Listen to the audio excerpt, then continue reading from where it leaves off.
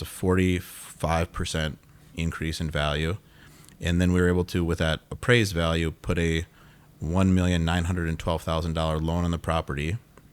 Keep in mind, we paid $1,650,000 for it. So we were able to get all of our original money back, plus an additional $262,000. I'm Drew Breneman, and this is the Rise and Invest podcast. I bought my first two properties as a 19-year-old with my own money that I earned from an online business I started in high school. I've now grown my portfolio from that first duplex to hundreds of millions of dollars of investment property. My goal with this show is to give you the resource I wanted when I first started out. Subscribe to our podcast where I break down real-life stories, tactics, strategies, and current market information you need to be a successful investor.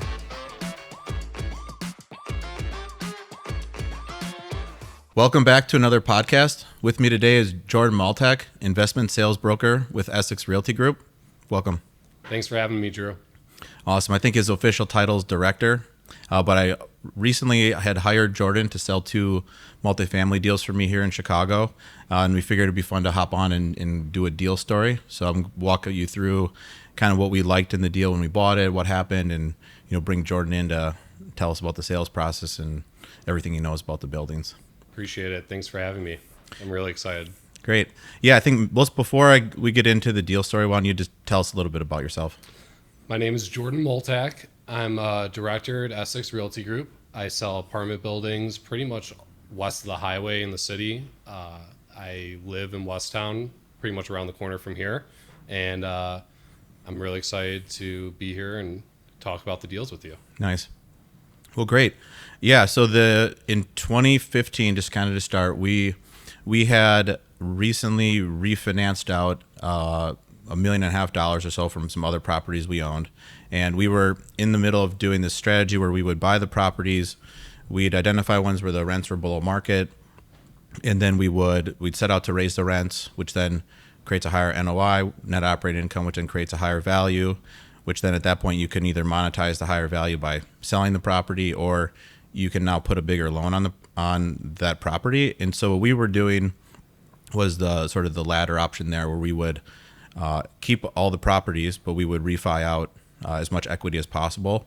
And so 2013 we bought 3 deals, and then in 2014 we bought another, and we had refied out all the money on the second, third, and fourth one we bought right before these 2 deals came up. So we were sitting on $1.5 million that we wanted to get into something, and then these 2 came across, and the addresses is 1846 North California, which was a 6 unit that had been built in 2012, so it was 3 years old at the time, and the developer still owned it. And then the other property, 1701 North Kedzie, the developer still owned as well, and that was a 9 unit. And what we liked about the opportunity was the rents were really, really below market. Like, we'll get into this later, but some of these apartments, we raised the rents 20% the first year on individual apartments, where they had rented them out. Most of these leases were in the winter, like 2013 or so. Then they just renewed them in 2014 at the same rents. And in Chicago, it's real seasonal in terms of the rental rates. I'm sure you've seen that, Jordan. Oh, yeah. It's kind of funny because in years past, if you were trying to rent a unit in winter, it was impossible. And I'm sure you saw that in that building. But I recently was talking to a buddy who's trying to lease one of his units right now, and he had four different applicants come in. So yeah, okay, it's nice. crazy what COVID's done to all of our markets. Yeah, so a little bit hotter here, January, February than usual. So that's interesting. Yeah, that I've at all costs now I'm avoiding having any units hit. So I don't know how it's going out there. I made sure to have all mine between May and September. Well, that's what good planning does, right? Yeah. So anyways, just sort of looking at all those factors where the rents were low, and then what we were setting out to do was another deal where we could buy it, raise the income, and then refi the money out. So Kedzie, we bought that for $2.65 million, and California we bought for $1.65 million. At the time for that area, those, I don't have the price per units in front of me, but everybody thought that was high because this maybe actually. Why don't you tell us about the area? Yeah, so Logan Square it was once considered an upcoming neighborhood in the city. Let's go back 5 years ago, perhaps 2016, 2015. At that point, I would compare it to perhaps Brooklyn in New York City. It was one of those neighborhoods where a lot of artists and restaurant tours and everything in between would move to expand, and that's what Logan Square has been for Chicago. So Yeah, and so it was an area where, like, a lot of times I've articulated my investment strategy where I haven't set out to buy in a necessarily in the growing area on purpose, where I know a lot of people, they'll try to buy, like, especially over in Logan, as it got nicer going further west, they'll just buy something in the path of growth. Right. Where my strategy was actually just, I'm only buying 3 or so deals a year, like find ones that are already in an established area, the rents are below market, and just realize the value now. And this was the first deal that I had bought it was sort of the both of those though together, where I was still doing my usual strategy, but it was also in a rapidly growing area. right, 1846 California is at pretty much the mouth of the 606, which is the Bloomingdale Trail for Chicago. It's a pedway essentially that connects the highway all the way west to Pulaski. And so that was a huge benefit to California. And then a little bit more west, Kedzie, that used to be considered a little bit far west for Logan Square, and it's unbelievable to say, that's now core Logan Square. Yeah, no, I know at the time we were actually, so when we got the deals under contract, I guess to talk about that. So this was probably the last building or two that we bought where we used an attorney drafted purchase and sale contract. So up to that point, every deal I'd done, I think I used an attorney drafted contract, but on the next one, I started using the car realtor form. And, I'm not an attorney, and there's a full disclaimer at the end of the podcast that everyone should check out. But my personal experience was the car contract, the form contract, way easier to use on, let's say, a deal under $5 million. You're filling in blanks, everyone understands it, and then in Chicago, you can you have an attorney rider anyways that it follows up after the contract signed, where you can get any sort of changes or things that were missing put in there. So that I remember doing because we spent a ton of time and money on the contract. California was really easy to do the due diligence on, super clean deal, nothing to look at really, is brand new, being only 3 years old. And same thing with Kedzie, except that property, they had done some environmental remediation, so there were some things to at least dig through and figure out. And they were just getting their NFR letter, which in different states, I'm trying to think what is in Illinois, the no further remediation, I think is what it stands for. Mm-hmm. In Minnesota, there's a different one. That's so I get them. It's hard to remember them from memory, but I think we waited to get that letter. We had to do something to like prompt them to, hey, get the letter or something with that. But it was pretty simple deal. And, so we're buying brand new buildings basically. And to realize the value, all we have to do is, raise the rents. So what we did kind of going into the deal with our debt was, I know that I'm going to be able to raise the rent, and then I want to put a new loan on it.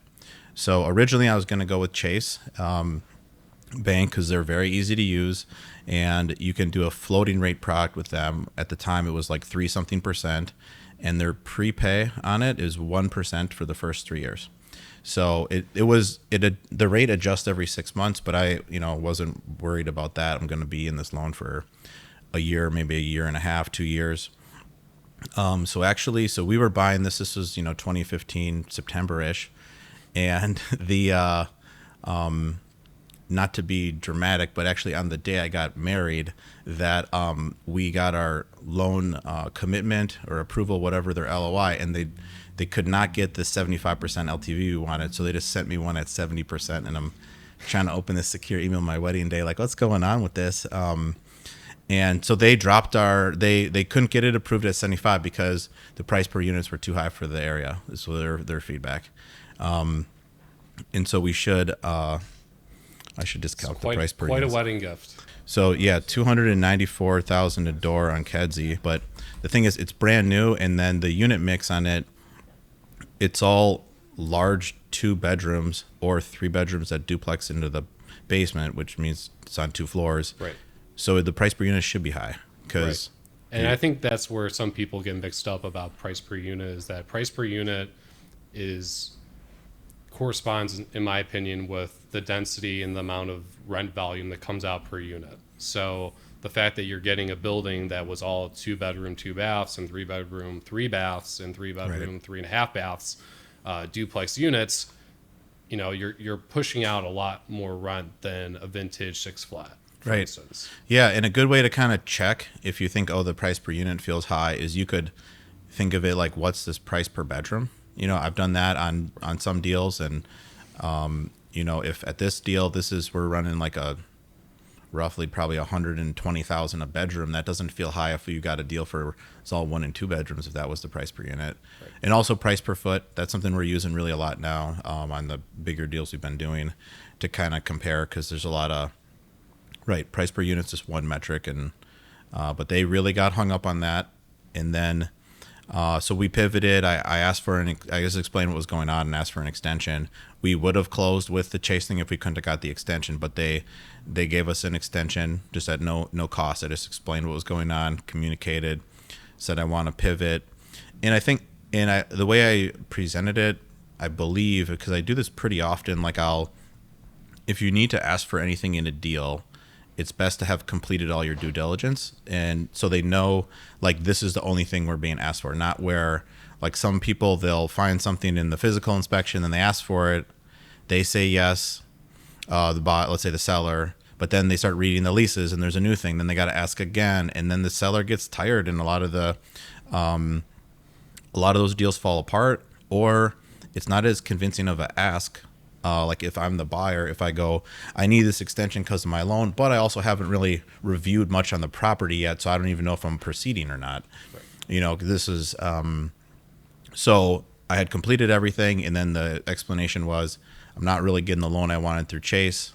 I want to start up a Freddie Mac SBL, small balance loan, so I can get the full loan proceeds that I wanted when I set out to buy this at this price. But I did all my homework on it. We're ready to buy. We need 60 days to get this new loan.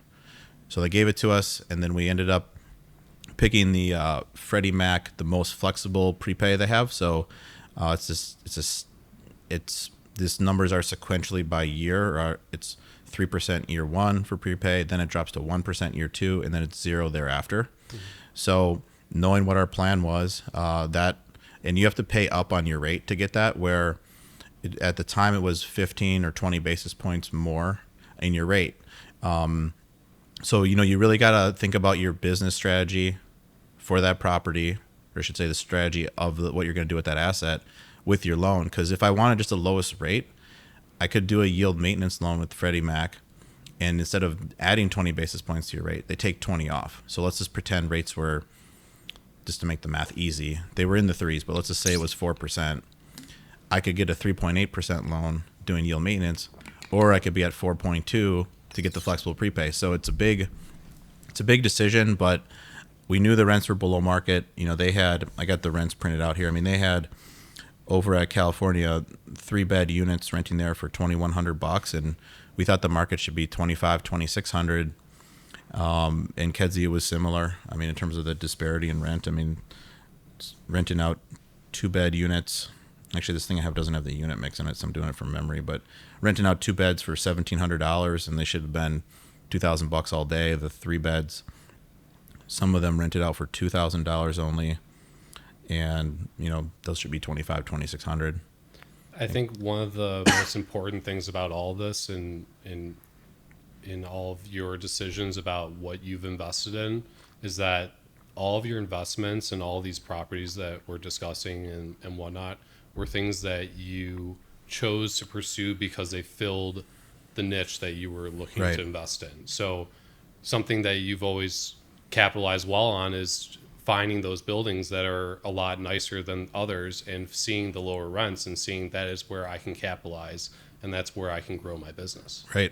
Yeah, and at the time, let's say cap rates for the area, I'd say would be around a 6.0%, maybe.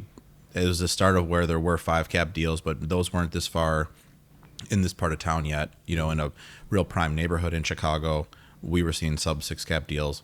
But to your point, I'm looking at these going, I don't have it in front of me what I thought I was going to stabilize them at in terms of let's say a cap rate when you raise the rents. So the term yield on cost. So your stabilized NOI divided by your basis. So we ended up, to kind of jump to your point, where if the market cap rate was, let's say, a 6 for these kind of deals, when we refied on the lender underwriting on Kedzie, we were at a 6.56 yield on cost or cap rate. And then on California, we're at a 7.67. So like that's a great way to make money if you can find deals like that. And the most important thing is repeating that over and over again. And I think there's another deal that we could discuss as well, that you did the same exact strategy in the same neighborhood, and it was another one of the deals that we did together. Yeah. In Palmer, I think because I've done 14 or 15 deals like this now, where I bought it, I've raised the rents, and then refied all my money out. We took originally, this is part of this $3 million our investor gave us. We went out, we bought $10 or so million of property. And right, we could have said, all right, great, that's it, let's call it a day. Right. Instead, as we created the value, we monetized it again, refied the money out, and kept buying more and then doing it again.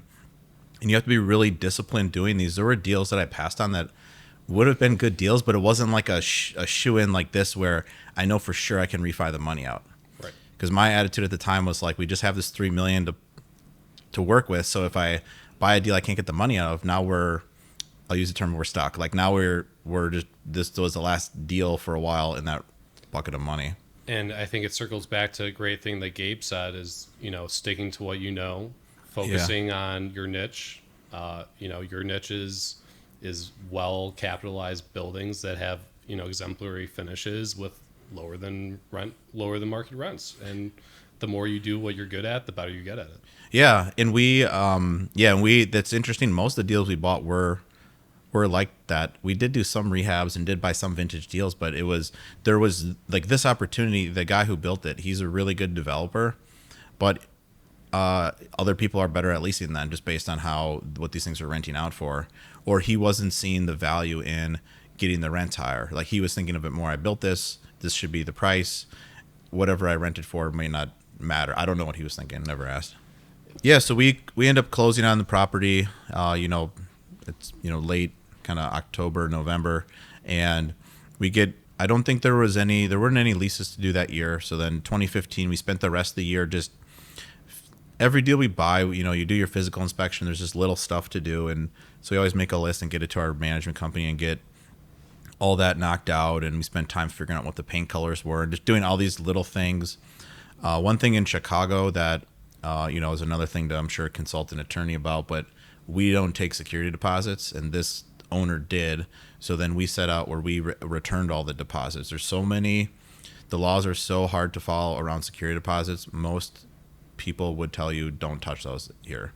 So what we did is we gave the deposits back to all the tenants and had them sign a waiver indemnifying us, so releasing us from liability, and then once they sign the waiver, we give them their deposit back with interest. So we spent time doing that, and it's interesting. Some people were skeptical, not many, but a couple were. So we were, it's funny, you have to try to really convince people to take it back, but they don't, confused why. And you don't want to explain like, well, the laws are so confusing and it's like toxic to touch these, so we want to give it back to you. So yeah, it's a tough communication between a renter moving out and a landlord about how much their security deposit should be returned and whatnot. Yeah, I'm sure we've all had that conversation in our lives. Yeah, but this wasn't. Yeah, and this wasn't even on move outs. We were just proactively returning the deposits and not touch those things. No, I think that was a great strategy. And moving forward, I'm sure you and countless other individuals who watch this use move-in fees here in Chicago. Yeah. So we started doing that in like 2014 and never looked back. So yeah, then we get going the next year. So 2016, working on renting out the units, and sure enough, they were even more below market than we thought. Like on California, it's a mix of 3-bed, 2-bath units, or maybe 3-bed, 3-bath. I don't remember. And then 2-bed, 2-baths. Mm-hmm. And so on the 3 beds, like I said, they were getting 21 and 2,200 on those. And then we end up renting out one for $25.75 with parking first, and they're like, "Wow, this is really great." And then we to rent the next one, we're like, "Let's see what we can get. Let's try to break that record." And we rented it for $2,700. So And one thing that's nice too when we're talking about with the rent increases, like probably normally half your building turns over anyways, so it's not. I don't recall any tough conversations with people where they really wanted to stay and then they couldn't because of price. And oftentimes really all the time what we do is if they want to stay and it's price, we'll meet in the middle, and then because it's in everyone's best interest to just get a renewal, and then they can as a landlord you can save on some turnover and leasing costs, and for the resident obviously moving's a pain and they're happy to stay. Another thing I've realized too in these deals, most of the time the tenants knew they had a really good deal.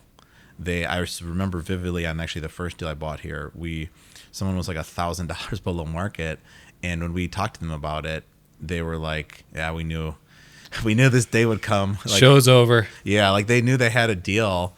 They were renting a brand new, basically 3-bed, 2-bath in Wicker Park for $2,200, and that should have been at the time probably $3,150.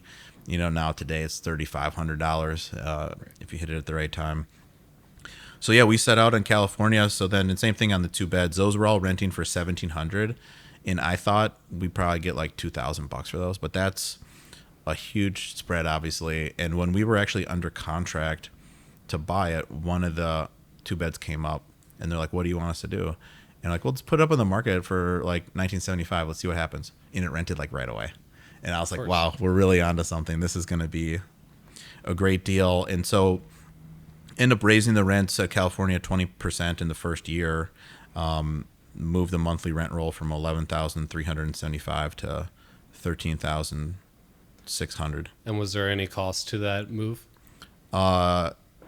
Just leasing and turnover. We didn't renovate the building or do anything.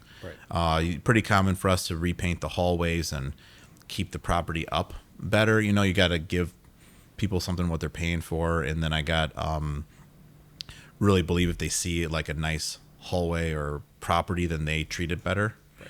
But no, that was just what the market was. And what you did at Palmer, for instance, like you flip all the outlets so they're uniform to GFCI and or at least in terms of the color that right. This other deal that Jordan's talking about, we bought it in 2019 or 2018, and in 2019, and they that one was a bit older than these, so then that you could actually do a unit refresh. Right. And then Jordan's talking about, as I showed him a picture of my list on the unit refresh, all the things to do. It includes tiny stuff like replacing a yellow outlet with a white colored one. So that's what he's talking about. Branding and uniformity. It's important for your product. Yeah, and so on the Palmer deal, that's a good example of something that we do, and it's like that building had carpet in the bedrooms, the paint's like a yellowish white, and really hadn't been taken care of. Everything's dirty, the appliances are dented, but it's like a 10-year-old building, and nice units. And so that one, we did a similar thing where I don't have the numbers in front of me, but we did similar type rent increases, but also did a unit refresh. So we took the carpeting out of the bedrooms, went with vinyl. Same strategy. It just seems to keep working for you over and over again. Yeah. And then we painted it like a nice light gray, which is the same color that's in here. Like once it's working, why switch it. So, right. No. And then same thing over at Kedzie, just kind of maybe we'll speed this up a bit, but we raised the rents 11.5% the first year over there. Just the same thing. The rents were going up, but maybe the market rent growth was like 2 or 3% that year. But this is just about, we saw an opportunity, it was rented too cheaply, and then we just started executing our business plan. And we don't, at this point, the rents aren't fully to market because, like I said, if somebody wanted to stay, we would have met them halfway. Or we're also working while we're doing this on getting the leases to all end in the prime months. So in Chicago, that's really from like the real prime months, it's May to August, but anything from April to September is fine.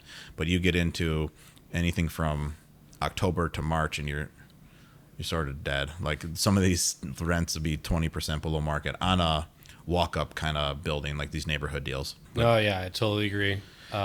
One thing when back in 2018, 2017, 2019, those years you absolutely had to set up your lease expirations between pretty much March 31st and September 1st. Yeah. So that's such a big strategy that a lot of owners don't really think about, because you want to expire all of your leases, maybe not even in the same month, maybe one at a time, maybe two at a time. But having that planned out ahead of time gives you enough time to release the unit while they're there, and then hopefully save on vacancy costs, and then B, hopefully you get them to stay. I mean, that's really the goal. Yeah, and so as part of what we're doing on all the renewals is we're offering a new rate. We're also offering a different lease expiration. So a lot of the reason that the rent stayed low in part on these deals was the leases were rolling in like December and January, and they had like a lot of New Year's Day, like leases. So then when we get that, we go, great. Here's a 7-month renewal. Then you get to end at the end of July. We're flexible if you want to do a different term. We just want to end between May and September. If you want to do like a year and a half, 5 months, 6 months, that's fine. Like we like to have everything here, and usually no one even asks a reason. But if it has to do with turnover. Like we want to do our turnovers in the summer. Who wants to move in the winter anyways? Like that's the reason. Agreed. So 2017 hits. We bought these at the end of 2015. So when you do these deals, you think of them like sequentially by year, so our year one on the spreadsheets closed out once we go through the leasing season of 2016, and as we're going into year two, so we want to hit one more leasing cycle and get the rents fully to market this time, because in some of them we didn't quite get them to market, and then we actually kept renting them for higher as we kept going. So like at California, I thought we could get 2,000 for the 2 beds. We got it easily. Then I said, let's go for 2,100, and we got it easily. So then we're all thinking we should be getting 2,200. So then the next year we go out and we rent 2 of them for 2,225, and then 2 of them stayed at 2,100. So those might have been renewals. 1 unit on here is flat. So then same thing on the 3 beds. We rented the first one for 2,575 and realized that wasn't market yet, and we rented the other one for 2,775 the next year. So we kept going, and anyways, all in total, we raised the rents between the purchase in 2015 to where we were at in 2017. We raised the rents 30% on California, and then we went and over to Kedzie. Same story. That one we raised the rents less. We raised the rents on that one in total over those 2 years 17.5%. Wow. And some of that, that was sort of baked into the price a little bit, though, where one thing I should mention, because I talked about the stabilized cap rate where we're at on the lender underwriting in 2015. But we're looking at these deals like, where are we going to get them to? Not so much what's today's cap rate. Right. So if the market cap rate at the time was 6.0, let's say, on both deals we paid a 5.6 cap. So we paid a really aggressive cap rate for what was there. But we knew you get these rents to market, and the term for that is mark to market. And I say that a lot on the podcast, especially when we talk about Phoenix, because they're going through something like what we're talking about now, just in the whole place, where they rent something 1 year, then the next year rents are up 20%, and everybody's way below market, and you're doing the same exercise we're talking about here every year down there.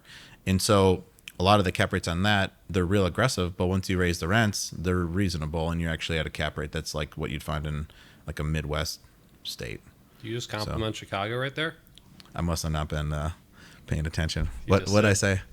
You were alluding to Phoenix being similar to Chicago. Yeah. Because I think one thing that a lot of people forget is that early 2010s, 2011, 2012, it was hard to find anyone living outside of Lincoln Park, Lakeview, Gold Coast, Streeterville, River North. And it's kind of similar to the macro level of the nation, because a lot of people were focusing on the main capital markets. And in the past 5 or 6 years, the growth has been in the secondary and tertiary markets, similar to like Chicago, in that a lot of the growth in Chicago has been in the smaller neighborhoods that originally were kind of looked over. So it all kind of circles back to your original strategy, and the same thing you're doing today, and everything that you started 5 years ago. It all kind of circles back to that. Yeah, and so we're implementing a similar strategy just somewhere else with the, where there's just every deal has some element of this. So this, that's right, and especially 2010 2010 to like 2015, there were a lot of stories in Chicago about how much the downtown population was growing, just not only in the up and coming neighborhoods, but even just in the Loop and River North, where I remember Steve Fifield wrote an article for Cranes, just like an op-ed that they published, and it was something like 25,000 new people are moving downtown. By his math, we need like 12,000 new apartments, and we're only building 6. Like, we're not building enough. Came prepared, Yeah. Drew. So from 2017, 2018, and 2019, on average, there was 4,000 new units delivered downtown. For 2020, 2021, and 2022, the average is 2,500.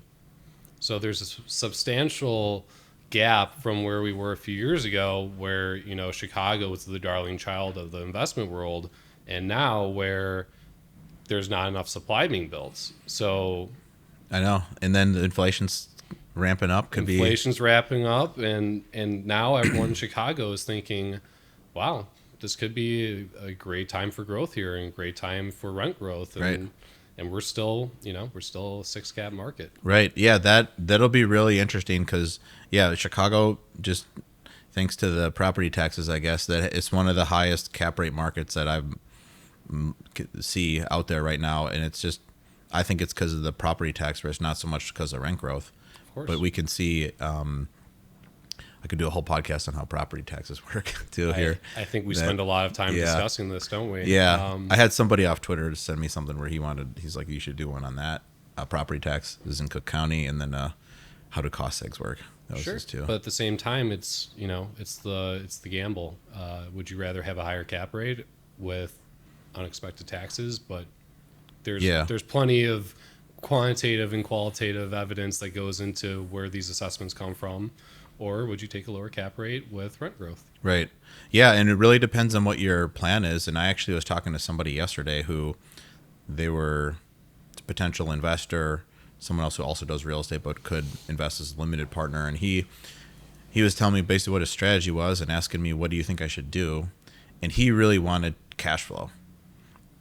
And I told him you should just buy a deal on your own in Chicago because he lives here and he's a residential broker, so it's not, so that's like in his wheelhouse to do. Right. And then, or you could invest with somebody who's doing apartments but in a cash flow market, so Indiana, Michigan, somewhere where the cap rates are high and you know you have the cash flow. I do those two things, or if you want, you could do pref equity in somebody's deal, so that's kind of like debt, if you will, but you put in equity in the project, but you just get a predetermined interest rate. Sometimes that's paid currently, meaning like during the month or year that, you know, how you would think the interest would be due in the current year, or it accrues, so then it just builds up, and then that's all the interest or part of the interest that accrued that's paid on refi or sale. So I was like, those are the 3 ways to go about it. Like, if you want cash flow, right, these markets in the South, they're not for cash flow. Right. But but it's the place where I was talking to a debt guy on Sunday, and he had a client who bought an apartment building in Phoenix for $20 million relatively recently. It was like 2015. They're doing a refi, and it just appraised for $120 million. So that's what you're in Phoenix for. So no cash Fair flow. enough. Fair enough. But that went through an unprecedented cap rate compression and rent growth and black swan event with COVID and like everybody, not everybody, many people leaving California to go to Phoenix. So then that's maybe a moment in time, one thing, but that, yeah, you're not in these markets for cash flow. These are trading markets. It's interesting. I would suspect in a place like Phoenix or a lot of the like Dallas and Florida, the average hold time of a deal is probably like 2 years. Where in Chicago, I see these deals sell and they like never come up for sale again. So It's like stocks. yeah, I think we have this conversation a lot that, you know, a LA, Phoenix, you're making money on the sale. You're not making money during the ownership. yeah. So then stocks, you're talking, it's like either income or growth stocks, or Right, what income or growth stocks, right. Nice. Yeah. So then that's, so right. And with our strategy, and I mean, I live in Chicago, and so I would want to do deals locally, at least at the time that we set out. So yeah, so I guess to jump forward to the end of 2017. So we raised the rents like we talked about. The property taxes, maybe we'll touch on that. I don't have it in front of me how our appeals went, but I would imagine, so every 3 years, if you're in Cook County, which is the county Chicago's in, they reassess your property. They can reassess it every year if something happens, like you build a new building or you pull permits and do a major renovation, or they're but so we own the building from 2015 to 2021. So we for sure did at least 2 appeals. I'm sure of, because we would have been reassessed at least twice. So that that was something we were doing along the way. And yeah, it's one thing that's just so surprising with Cook County is a lot of these deals will underwrite, the taxes go up to a certain percent of the total income, and that's based on other math that our property tax attorney is giving us. And many times the taxes never get up to that amount. And there's not a lot of rhyme or reason. I mean, we had one deal that we bought and we paid $3.3 million for it, not these. In 2014, we raised the rent. It's the same business plan as this. We raised the rents. They were $2,200. They should have been $3,000. So we did that, and then it was a condo project that we bought, 8 units. So then in the assessor, they view apartment buildings here they're less valuable than a condo, just like apples to apples per foot per unit. So we put the property on one pin, get it reclassified as an apartment building. Okay, and the pin, that's the tax ID number. So the condos, there would have been 8 pins for each condo, and then maybe for the parking spots 2 pins. And then we did it. And this is not hard to do. I just signed one paper, and they're all on one pin now. Poof. And then something an attorney drafted. Not you don't really need. You just need to know what to ask. So we want to get it on one pin and then get it with the apartment classification. We did that, and when we bought it, we thought for sure our taxes are going to go to at least what we paid, because we're buying this thing for $3.3 million. We're making it worth $4 million. Taxes were assessed in the mid 2s when we bought it, and we assume they're going way up. Taxes assessed it's $2 million value. We appeal, it drops to 1.6. So there's not a lot of rhyme or reason sometimes on this, and I don't have the assessed value in front of us, but we had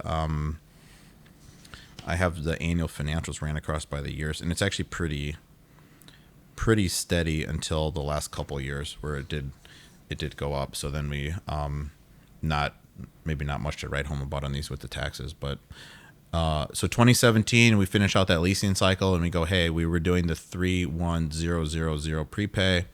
So what we would have been 16, 17. I don't have the closing month on the refi, so we either paid 1 point or 0 because we're right at the end of year 2. But at the end of 2017, you get an appraisal obviously when you refinance. In California, we paid $1.65 million for that property, and the refinance appraised value was $2,390,000.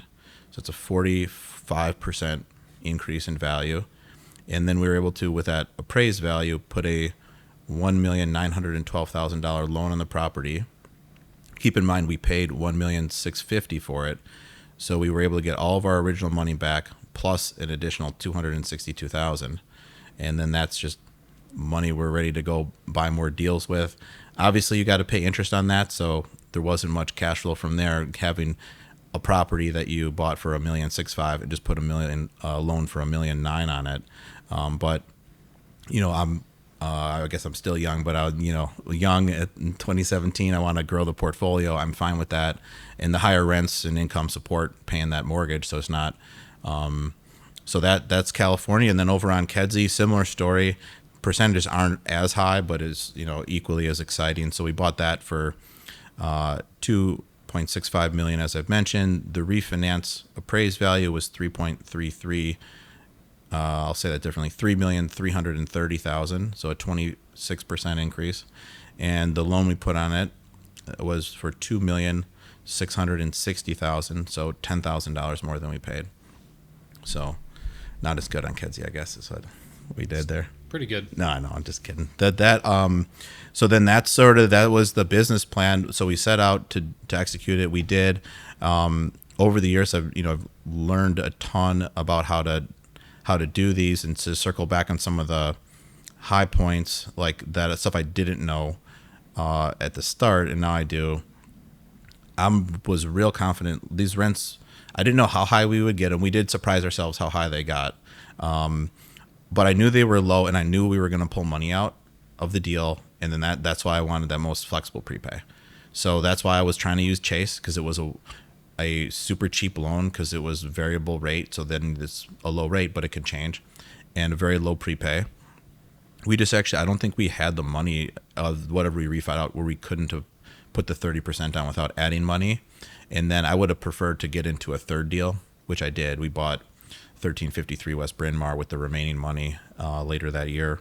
But yeah, that's a big lesson that I really want to hammer home, where you got to match up your loan. We've done some debt podcasts too, but where you really, here's the example of like how to match up your loan with your business plan, where I literally switched lenders because I'm like, I needed this flexible prepay, can't get it here with the LTV I need, and then I'm going, and I would have, and so the number one thing I'm probably thinking about with this is almost like the prepay going in.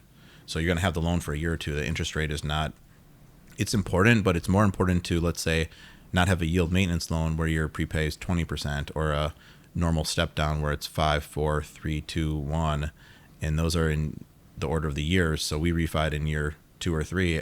Instead of paying 4 or 3%, I paid 1 or 0. Right. Download our 100-plus page passive investing guidebook today. Accredited investors can sign up for our multifamily investment opportunities as well by hitting the Invest Now button on our website. Now back to the show. So let's see what else we got. So yeah, we kept the buildings, so then after you throw those big loans on it, there's not much cash flow and not much going on. We went out, and then with this money we bought, what would have been the next deals? 3311 Seminary, 1414 North Noble would have been when we put this money in, which those deals we've refied our money out to. And then, so this also, with this initial $3 million we bought, kept rolling it into, we got it into 30 million of property total, and got the money back at the end to the investor. Right. So, and I think that's circling back to other podcasts and whatnot, is that these investments, they're all meant to, your strategy the entire time is, this is what we're going to do. In 5 years, we'll take the money out, or 4 years or 3 years, we'll refinance out, use that money to buy more properties. Right. And as we got better, I realized you could do that in a year or two. Right. And then that's where you want to pick that prepay. And that's why it's so important to understand what your strategy is, because that can help you lever your business up. Yeah. And that's how you did. Yep. And so then fast 2017 to 2021, we had just like the normal, whatever Chicago rent growth would be. That run of time was pretty flat in terms of the rent growth. They didn't, the rents didn't go down or anything in total. I mean, with the COVID, with 2020, they dropped, but 2021, we got them back to where they were. But so then we've had the properties, let's say, in 2021, we would have had them for already 5 years at that point, and we're thinking, okay, what should we do with these? And we were interested in taking some chips off the table. Like, I would like personally to be investing more money individually in the deals I'm doing in Phoenix, and so for me, I'm looking at what makes sense to sell. And the reason we sold these 2 buildings at the end of 2021 in another building, and really the reason we picked them was just because of what our prepay was at the time. So on these refinances, I did the standard step down, a 5, 4, 3, 2, 1 prepay, and we were real far into those loans. So we were in the last year, so we're at the 1 or the 2. I guess I would have to do the math out, but I don't have it in front of me. But these, compared to some of our other deals, had low prepays, and for us, they're at like a smaller size, where we're, not all our deals are 25 or 30 million, but some of them are. So then, it's okay to sell like a $2 or $3 million building if that's what you're up to. I guess I did say we wanted to take some chips off the table, and I'll back up on that a little, where my thought is, like, reallocate the money, I should say, where I would say, one thing I learned early on is actually, like, if you can afford to, never take your chips off the table. I sold the 3 unit that I owned in Madison when I was first starting my career, and I didn't buy another deal with that money. It just sort of got mixed in with my other money, and I don't have anything to really show for it. Meanwhile, the other deal I owned in Madison at the time, I kept, I owned, and it was actually at the time of sale, out of those two deals, the one I kept was the worst of the two. I kept that for 10 years, and I improved the property quite a bit, but I ended up, I bought that for $670,000 and sold it for $1.22 million 10 years later. Did a 1031 into 1433 North Cleaver, 1300 North Greenview, deals, and so I went from, having a $600,000 3 unit to, $4 million of property in Chicago, just keeping the money in play. So we did sell, and we're not doing a 1031 with these, but my plan is just to get this money into our new deals as quick as possible. And I think a lot of people who don't understand multifamily investing and apartment investing is that the families who have grown into these quote unquote monopoly size, real estate empires, they've done that through the same tactic that Drew's speaking of right now, which is selling their smaller buildings, buying larger buildings.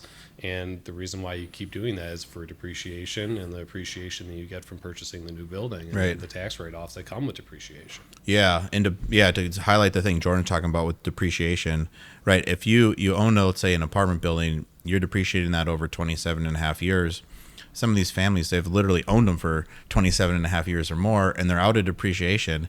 You can sell the property, do a 1031 tax deferred exchange, not pay any of your taxes yet on your capital gain or depreciation recapture, get into a new deal, and you start off, you don't get the full depreciation on the new deal. There's a deduction, then that's beyond me. It's like you need a CPA for this, but no, you take the whatever you sold your building for and the new purchase price, you subtract that, and that is your new depreciation for the new asset. Yeah, that's where your new tax base is. Nice. Yeah, so then that's a strategy I see plenty. Another thing too, it's with the refis, how a lot of these families build up these huge portfolios is 1031, there is a bit of risk in that where you're selling. Now you need to find a new deal, identify it in 45 days after closing, close it 180 days after closing your sale. Those timelines run simultaneously. But what's really nice with the refis, if you're okay putting more debt on the property, you're taking that out tax-free. There's no timeline on redeploying that money. It's up to you, so you can wait to find a good deal.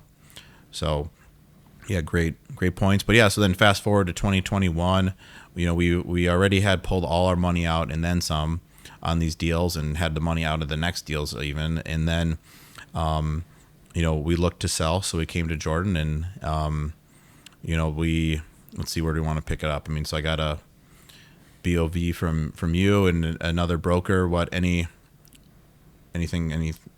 you want to say on that? Sure. We competed with someone you're very familiar with, someone we very much respect very highly. The reason why I feel that you chose us is because what makes our company, Essex Realty Group, a little bit different is that we divide and conquer. So we're all in charge of different geographic neighborhoods throughout the city, for instance. And my team and the group that I was a part of, we specialize in Logan Square. So I felt that you chose us because we have the divide and conquer route. We all work together to find, the best buyer for your property.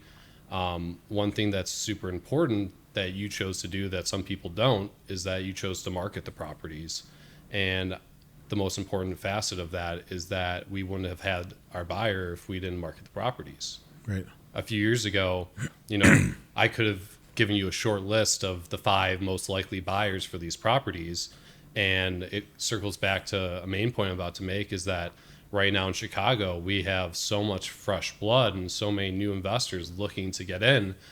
Debt is cheap right now, and there's, great cap rates in Chicago. So it drew the ultimate buyer for these properties to the property because we cast the widest net and we marketed the properties. Right. And so, yeah, and that is a big reason why I chose you and Essex for these, where, yeah, you've specialized in this area. Where talking to you, where who bought every building in the area, that's where you're covering. And then Essex too, what they do a good job of is they get, everyone at the company works on the listing, where a lot of firms, it's just that broker, or oftentimes it's a team, but it would be, let's say 2 or 3 brokers are working on your listing. Where at Essex, it feels like literally the whole company's working on it.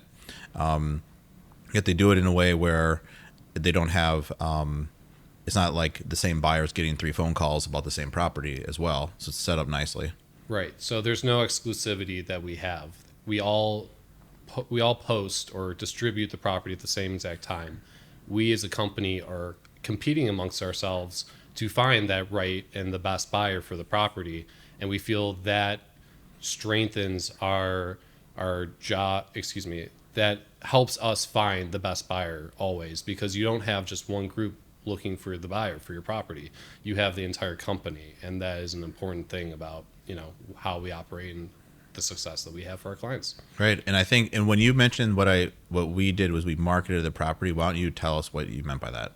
So there's a lot of different ways to sell a property. For instance, some owners prefer not to cause ruckus within their buildings. They don't like to let the tenants know that they're choosing to sell, and they decide to sell something off market. For instance, an off market transaction simply means that the property is being shown to maybe 1, 2, 3, 4 people at one time.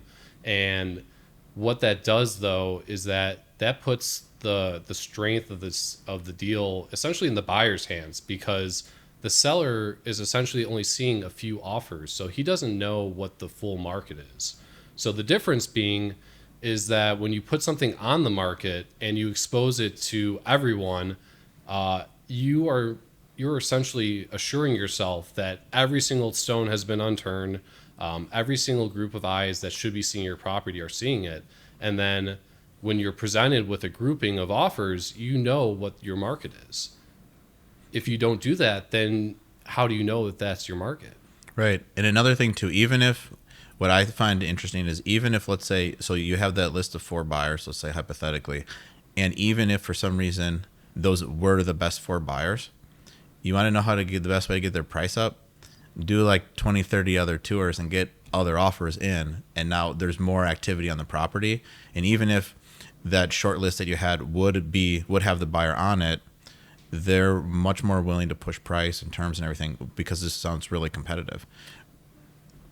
As a buyer, personally speaking for both of us, I would assure you that we both would confidently say that we'd rather buy something off market. We'd rather sell something on market, because you want to make sure you're getting the highest and best price. That is the true reason why you decide to sell, is because you want to make sure of that. You want to assure your investors of that. And you can't do that if you only have 2 or 3 people look at your property. Right. So then we get going on listing the property. We sign a listing agreement. And then how a common thing today is to not put a price on a property. So it's in the marketing package, it would have no price listed, and then you inquire with the broker about if there's any pricing guidance, is a term, or whisper price. These are the terms people use to give an indication of like, where do you think this would potentially sell, or what is the seller trying to get. What's interesting with that kind of sidebar here is the whisper pricing. A lot of brokers do that differently. I've talked to some like in Texas, for example, whisper price, that's just kind of like to get people interested in the door. If I tell you the whisper price is 40 million, it's probably, I bet it's going for 43, but I want to get everyone excited about it. Where in other places, it's like a stretch number you can't hit. Like, so I'm going to whisper on that deal 45 million and know the best one's going to be 43. Right. Like, so that's what's kind of, that's a big trend though. With that tangent there. But so then what did we do, Jordan? Price, no price? What was the strategy? So we went out priced. From our BOV, I could accurately say that we went above the higher range of where we thought it would sell. So we came out aggressive, and I think the first week we had 5 tours at each property. We had great feedback. I think a lot of the buyers were very interested in buying something that's turnkey, where they don't have to do a lot of the renovation themselves, where they can see the same strategy that exists there that you employed yourself. They have rents that they think were going to grow, And that was the story that we were kind of trying to sell here, is that although the current owner has grown the rent significantly, we still think there's a lot more room here. And so within the first 2 weeks, I think we had somewhere around 5 or 6 offers. And, I think we were still far apart of, what your expectation was at that time. So we updated our sale price. We came down a little bit on, our expectation to the market. We exposed it to more and more buyers, and we were fortunate enough to find, our buyer who came to this area because he had a brother who owned a condo in Logan Square, and he's originally from, a different state, and he was looking to make his first investments in Chicago and chose this area because it was familiar with him. That's interesting. I knew he was from out of state, obviously. I didn't know he had any connection to Logan then in Logan Square. So I don't know if I told you that before, but he had chosen this area because it was familiar to him. That's interesting. And he knew that there was upside. And then, and because this is still an area that's improving a lot, where there's still plenty of room for this to get improve closer to some of these nicer neighborhoods that. Absolutely. So another example, back in 2015, I was selling a 3-flat on Logan Square. And at the time, there were no $1 million homes in Logan, and one of the facets of the deal was like, this could be converted into one of the nicest single family homes in Logan, and no one could even grasp it at that time. Look at today, Logan Square has 71,000 residents, and probably some of the most $1 million sales probably this year, just because so many people want to live in that neighborhood now. Yeah, and especially right on Logan with the boulevard. I mean, that's there's a lot of really nice houses that could be renovated or built there. So exactly, the boulevards are two of the most inviting factors of Logan Square, obviously. Right. So then we got that's more offers than I remember. Quite a few of them were low, or at least they were good starting numbers, but they didn't have much room from there. So so we countered everybody. One thing that I think is important personally, and I am surprised when others don't do it, is regardless of what the offer is, I think seller should counter. Right. If you're a real, or if you had something, just jump in. No, I think showing people a real target is helpful for all investors. I think to circle back to going out on price, I think that's really done when it's a timeless asset that couldn't possibly be given a price to. So or even on a $2 and $3 million deal, I think people are still used to seeing a price. Right. I think the unpriced thing is in my head and yours, but when you really think about it, that's more on like $7+ million deals, maybe usually even higher than that, and then you're going to do a call for offers, and it's a whole thing where still the deals that let's call it $1 million to $5 million, there's a price, and then it's like 50-50 maybe if there's going to be a call for offers or not. Right. So usually the deals that garner call for offers are very sought after value add deals where it's a low starting point to get in, low barrier to entry, a lot of upside in the rent, similar to what you discussed, but more capital is being deployed. Right. Makes sense. Yeah, it's something that's going to be real competitive and nice. Well, yeah, so then how did we, I guess I was going to say, how do we pick our buyer before we get into that? Like, so one thing, we want to hammer home on this is with marketing the property, where it was widely marketed to everybody. And then this buyer, had you ever talked to them before? So this buyer actually reached out directly because he was interested in the property. He wasn't working with any agent or anything of the sort. And he knew that, it was the best way for him to find, opportunities is to just reach out to brokers. Yeah, but the first time you talked to him, it was on Kedzie, California. Yes, that's what I'm trying to. First time I ever talked to him, he reached out, interested in the properties, and I started to interview him about them. Yeah, because that's what's important. Where this was someone that none of us knew in another state, and ended up being the buyer. Right. Usually that's as they say, a red flag. He was present the entire time. He had shown up. He was very thorough. So he did a lot of things on the front end to show that he was very much interested in the deal.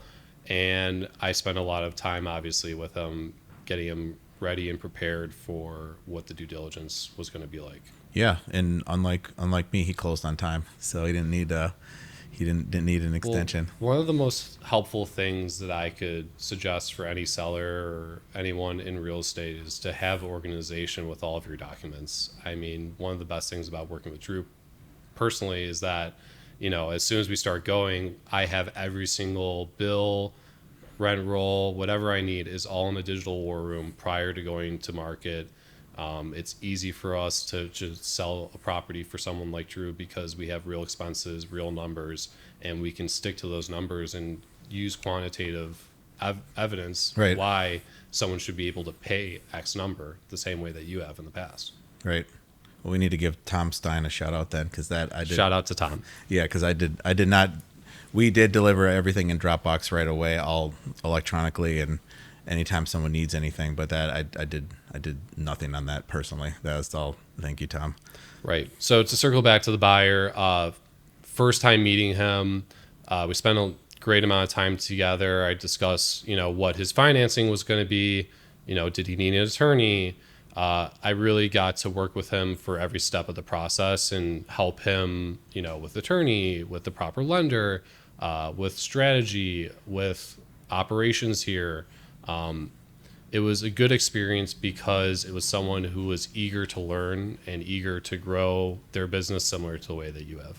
Yeah, and then because I think some of the vendors he used, you had said you referred, like was which attorney, inspector, something like that. So I gave him a list of referrals for everything.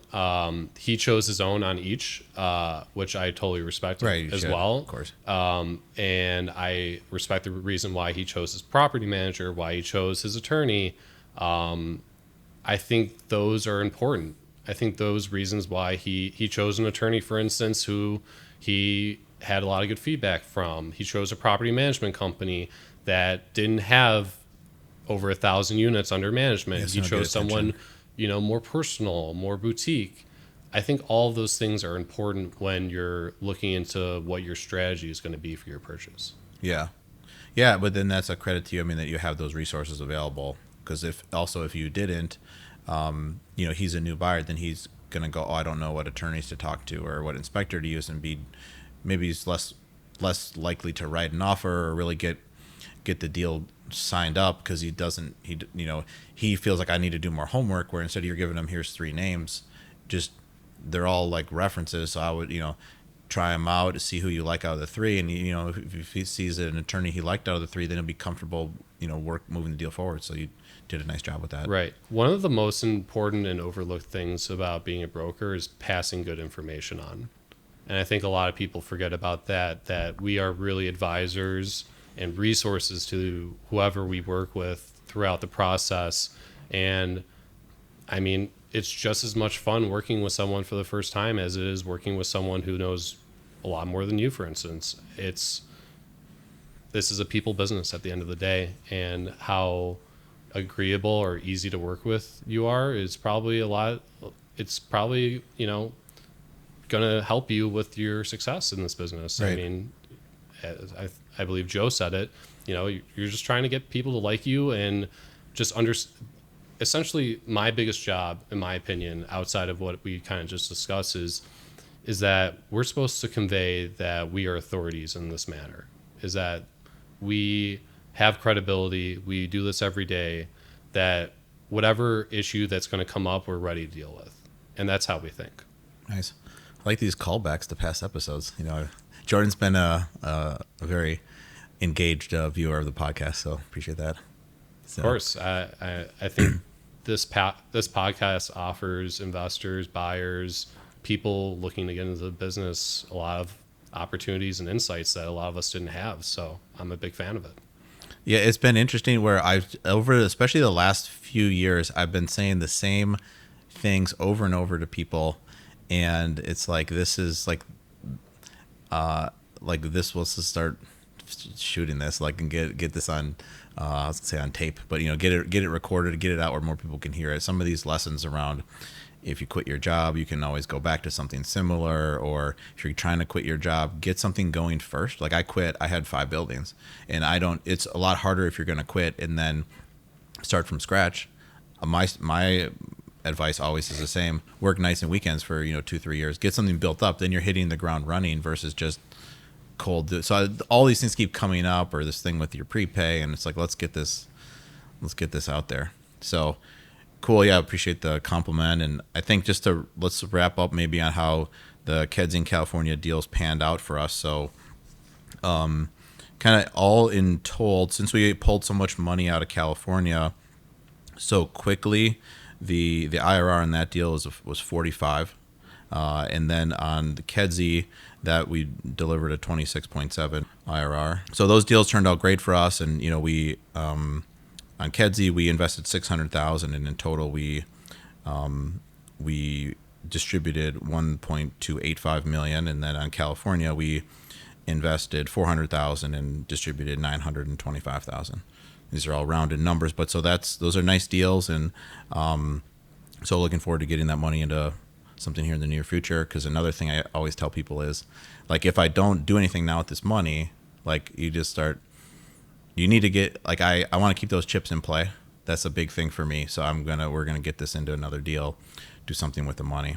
So I think that's about it on those deals. But let's talk more about anything else on these, or on brokerage you want to touch on, Jordan, or what? I think the last note I'll have about Cali and Kedzie sale is that anyone who's ever interested in buying a deal, definitely reach out to brokers. Definitely learn different perspectives about deals. Reach out to different probably similar things that you've been imploring in different states. If you're really interested in investing in Chicago and wherever you are, talk to the brokers, find out what's moving the market, what's interesting, and then, trying to create your team, create your strategy, and, pick the right people to do it with. Yeah, for sure. Like, just how you were able to get help with that buyer with those vendors. I mean, there's, if you don't get those referrals, then you should start out getting those early on, where you want to have an idea who might be your property manager, who might be your attorney, should you get going on a deal. Is that exactly? I mean, if the buyer, for instance, took a week and a half to pick their attorney, that already puts us at a delay, and we're not closing on time, for instance. Right. So a lot of these things are finding the right person for what your strategy is at the end of the day, and just meeting as many people as possible, because you're never gonna find the right person for you unless you meet as many people as possible. Right. Well, great. Well, yeah. Well, you did a nice job on these, Jordan. I mean, it was a really good process, and we got closed on time. So, I mean, nice.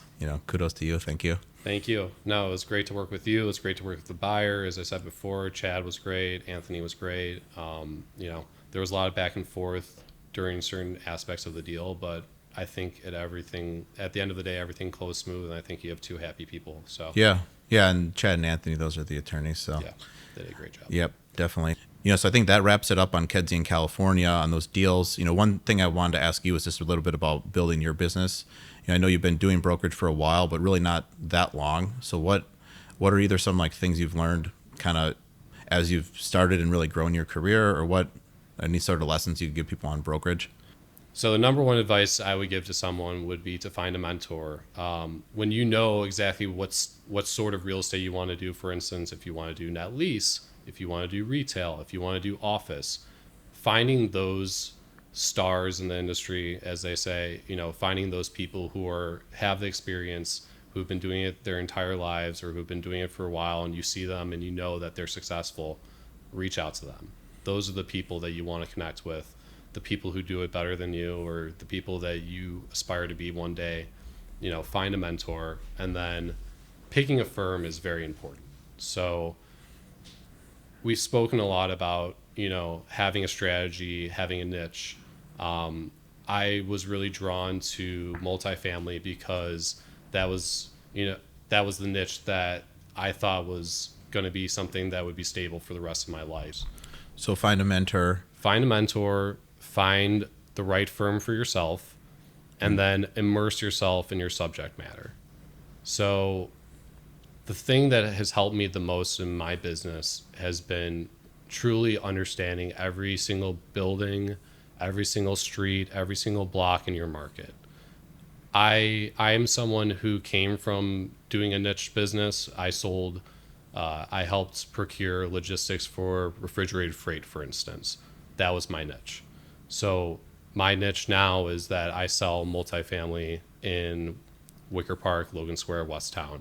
That's my niche. So I sell properties all over the city, but all I do is apartment buildings. So, when someone calls, Right. when I call an owner, for instance, all I do is sell apartment buildings. I'm not here to sell your condo. I'm not here to sell your Right. townhome. Right. And you focus in a certain price range roughly too. Like it's like Exactly. knowing what you're working on. Exactly. So Nice. just defining your market, defining what you're going to do, connecting with every single person in that market, giving them feedback, giving them updates about what's happening. It's really sales. Yep. At the end of the day, it's sales, and it's communicating with people. It's establishing credibility, which is the number one thing that we do, and being a resource for people, really. So as a new broker, what would be some tips for not for you? I'm not saying you're the new broker, but for someone just starting out and they're going up against somebody like you or someone even more experienced. What could they do to build credibility? Let's say they have not sold a similar building. What would you advise? Really understanding the person that you're about to meet with, the business focus of that person, and being very prepared and ready to engage that person about the business and showing them that you care and that you're deeply invested in what they're doing. It's a perfect segue that's how I met you, Drew, is that I reached out to you and we met at Florial, and I had a list of all the properties that you had purchased within the past 5 years, and I just started asking you about them. I wanted to understand what your strategy was, and you have to listen. You have to hear what they're saying, and you have to remember that, and you have to implore it. So, kind of circling back, I knew not to call you about something that you wouldn't be interested in. Right. I think that's a huge lesson that every broker should know, is that we all have limited time throughout the day. I mean, brokers, yeah, we have tons of time to make calls or deal with, whatever's coming up within the deal. But principals, people who are out in the field, they don't have a lot of time. So make sure that you're valuing their time, and they'll appreciate that. Yeah. Right? Yeah, that's really, really good advice. Yep. And something else too that I would add where, and I don't naturally do this, so it's, funny this coming from me, but like, so you say call about the deals that you think that would be a fit for them, not just with every deal, but also somehow, I mean, you want to establish rapport with them and, try to create like some camaraderie or, commonalities, I'm sure, but somehow in a way, like you don't want to get a reputation of like each phone call is going to be a long time. Cause then if you're busy and someone's really brief, it's a lot easier to answer the call and go, he's got something he thinks would be interesting. We'll probably talk for 5 minutes. But if it somehow ends up always being like an hour, that ends up being something that you'll run into. And I talk for a long time, so like that's not I don't a lot of my phone calls are more than 5 minutes. So it's funny, I'm one to talk with that advice. But that I've noticed too, the people that do really well, they somehow they still ask about your kids. It's more than just, hey, I got this thing for sale, but they'll you still have like a talk, but then it's not 25 minutes. It's like you look at it, it's like, oh, that was actually a 6-minute phone call, and we kind of touched on personal business, this thing he's got coming up, but then we just get off the phone. Right. So and I agree.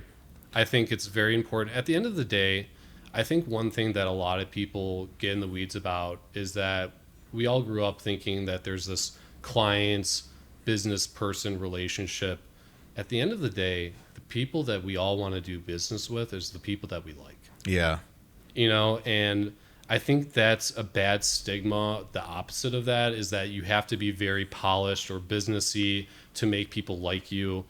That's the first thing from the truth. I found the best success in this business is just caring, being thoughtful. Right. And, what you just said before is that we can have a conversation in 5 minutes. And, Right. I at the beginning of our relationship, I could honestly say I called Drew a lot more. I mean, we probably talk once every few weeks about things that are very important, and then we email and exchange and do everything else that we need to do in between that time, because I know that you're traveling, and I know what you're up to. I don't need to talk to you every single day. That's definitely spot on about people wanting to do business with people that they like. The other about a month ago, I remember tweeting something like that where it was like something effective, like underrated skill in business, being likable. Well, and you also have to just be genuine. I mean, we're all working hard to be successful in this world, but the more that you care about others, the more that it comes back to you, in my opinion. I've found that the less I care about what happens to me in the deal, the more enjoyment I have doing business, because we're procuring a buyer, we're connecting a buyer and a seller. You want that exchange to be a positive one for both sides. That's more important to me than just making a check. You know what I mean? Yeah. Because we're trying to create a career out of this. Like, this is what I want to do the rest of my life. I like meeting new people every day. I like trying to win people over every day. It's fun. Yeah. And if you're not having fun doing what you're doing, then you shouldn't be doing it. Right. And so for you focus on the transactions going well and a good buyer-seller experience. That's what you're really focused on. From the moment that you meet me, it is my job to give you a great experience. From the moment that I tour you through that building, from the package that we give you, we want to convey good information first and foremost, and give you as much information on the front end so you can make the best decision possible. That's what being a good broker is, in my opinion. Yeah, and I really agree with that. Where on a lot of these deals, like I said what the IRRs were. I actually don't even recall like what my share is on this deal, like the dollars. But I'm most happy that a 45 IRR. That's our highest IRR so far. We refied out like 140% of the money on the California.